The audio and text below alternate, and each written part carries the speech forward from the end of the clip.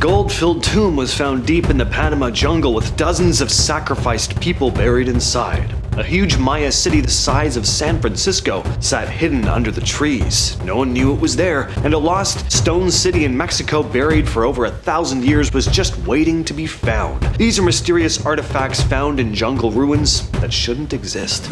Now this is cool. In early 2024, a group of archaeologists were digging in the Panama jungle when they opened a tomb that hadn't been touched in over 1,000 years. And what was inside? A whole bunch of treasure. There were gold belts, gold plates, earrings shaped like crocodiles, bells, bone flutes, and I never thought I'd say this out loud in my life, but there was also a skirt made out of dog teeth.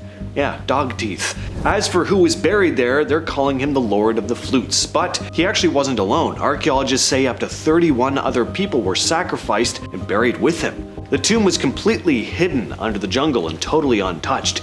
And the level of gold and craftsmanship here was impressive. One researcher said the discovery had, quote, incalculable historical and cultural value, end quote. Now, this wasn't the kind of place archaeologists expected to find a burial like this. It's not one of the major empires like the Aztec or Maya. It's just a small group living out in the jungle. So how did this much gold end up here? And who was this guy? No one's really sure, but it definitely makes you wonder how much we still don't know about ancient civilizations hiding out in the rainforest.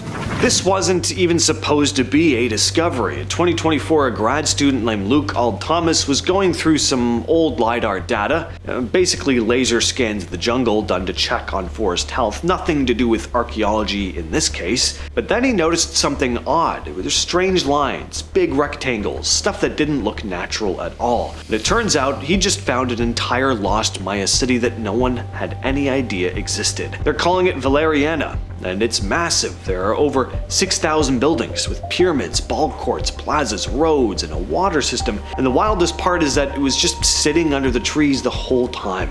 Experts think as many as 50,000 people lived there, around 750 to 850 CE, and somehow this whole place got completely forgotten. It's like if someone found a major city the size of San Francisco completely covered in forest and just nobody noticed it for over 1,000 years. That's how unexplored this part of the jungle is.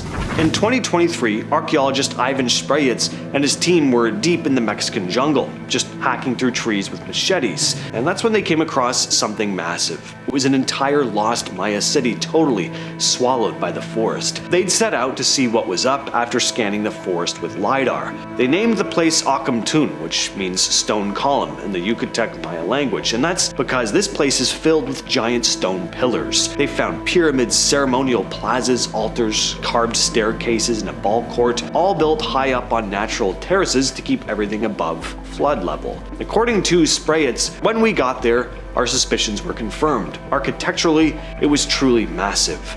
They think Acomtun was at its peak between 600 and 900, the late classic Maya period. It's probably a pretty important city, but obviously, at some point it was abandoned and totally forgotten. And it just sat there for over 1,000 years, buried under layers of trees and vines. So back in 2015, scientists exploring the Mesquite jungle in Honduras found something that for a long time had only been a legend. A lost city buried deep in the rainforest, filled with stone sculptures of jaguars, half-human creatures, thrones, all kinds of ceremonial objects. They nicknamed it the City of the Jaguar. This place is interesting because it lines up with old stories about La Ciudad Blanca, or the White City, a legendary place that's been part of folklore for ages. Just nobody had any proof it existed. The whole thing started with a LiDAR scan. They noticed straight lines under the trees, so a team led by archaeologist Christopher Fisher and filmmaker Steve Elkins went to check it out, and they found what Fisher called the most undisturbed site he'd ever been part of. He told National Geographic, "This is not like finding a pot in a museum. It's the whole site with context intact, and that's incredibly rare." Another archaeologist, Oscar Neil Cruz from the Honduran Institute of Anthropology, called it one of the greatest archaeological discoveries of the 21st century. Strangely, no one knows exactly who built this place. It's not Maya. It's like an entire culture just rose up, built this city, then disappeared without a trace. Now these are weird. Tiny gold artifacts found in Colombia made by the Cumbia people over 1,000 years ago. They look suspiciously like airplanes. They've got wings, tail fins, some even have what looks like landing gear, and yes, They're made entirely of gold. Archaeologists say they're probably stylized animals like birds, bats, or insects, but still, some of these things look a little too aerodynamic. That's why people call them the Kumbaya airplanes. They've built models based on these designs, scaled them up, and guess what? A few of them actually flew. Now, to be clear, again, most researchers still say they're just abstract animal figures, but I mean, it's hard not to at least wonder, how did a pre-Columbian jungle culture make gold figurines that just so happen to resemble modern jets, and are aerodynamic enough to actually fly when scaled up in some cases? Either these are some really creative animal carvings, or the Kumbaya knew something that we didn't. In the deep Belizean jungle at a Maya site called Luminai, archaeologists started finding copper tools, stuff like bells, tweezers, fish hooks, which is already strange, considering the Maya weren't big on metalwork, and finding them this far inland was especially weird. Most of the copper wasn't local.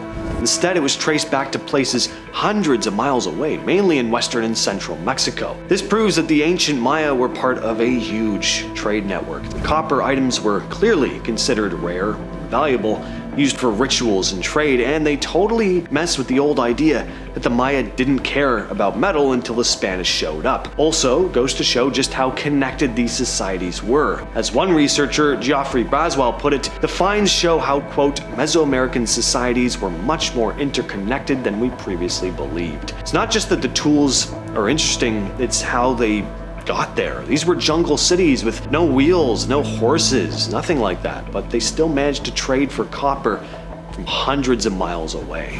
This one kinda looks like nothing, just an old bone at first glance, but the Ishango Bone, found near the headwaters of the Nile close to the Congo jungle, is over 20,000 years old and might be the oldest known math tool. It's a small bone, probably from a baboon, with carved notches grouped into patterns. Scientists noticed some of the marks seem to show multiplication, division, prime numbers. One column shows numbers like 11, 13, 17, and 19, which is not random. Dirk Hoylebroek, a Belgian mathematician who studied it, wrote, "The structure of the markings is clearly purposeful.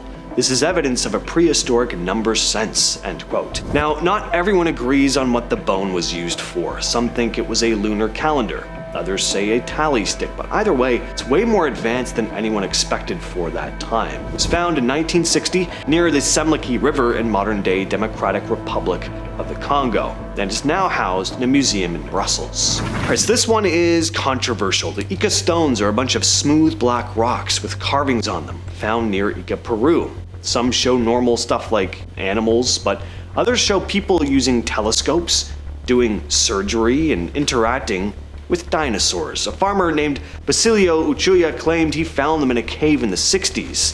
He admitted to faking some of them, but then he said he was forced to say that to avoid prison for selling antiques. So the whole thing's a mess. Most experts say the stones are modern fakes, especially since no one's ever found them in a properly documented dig. The Peruvian government officially labeled them as hoaxes, but for some reason they still keep popping up in museums and conspiracy videos. And hey, I'm one to talk, but I find these things kind of compelling. Are they definitive proof that history was very different than mainstream science would have you believe? No.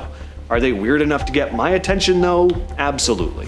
For years, scientists thought the Amazon was mostly just uncharted wilderness, but when deforestation and LiDAR scans started peeling back the trees, they showed hundreds of huge geometric shapes carved into the land. Circles, squares, straight roads, way too precise to be natural. A 2022 study in Science described over 450 of these geoglyphs in the Acre region of Brazil. They're estimated to be up to 2,000 years old. The shapes were made by clearing forest and digging deep ditches. Not easy work without modern equipment. And what makes it even more interesting is that there are no large ruins nearby like pyramids or cities. These things were just out in the middle of nowhere. In 2021, archaeologists digging at Xingshui, an ancient ruins site in southern China, pulled a massive gold mask out of a sacrificial pit. This place has been turning up weird stuff for decades, but this mask got a lot of attention. It's over 3,000 years old, has big staring eyes, huge ears, and a thin little mouth carved into it. It weighs about half a pound. It doesn't match the usual style of Chinese artifacts from that time though. It's not from the Shang dynasty or any of the big name cultures you usually hear about. It came from the Shu civilization, a lost culture that we still know very little about. No one really knows why they buried all this stuff in deep pits or why their art looks so different from everything else around it. I've been your host James, and I'll catch you, yes you specifically, in the next video.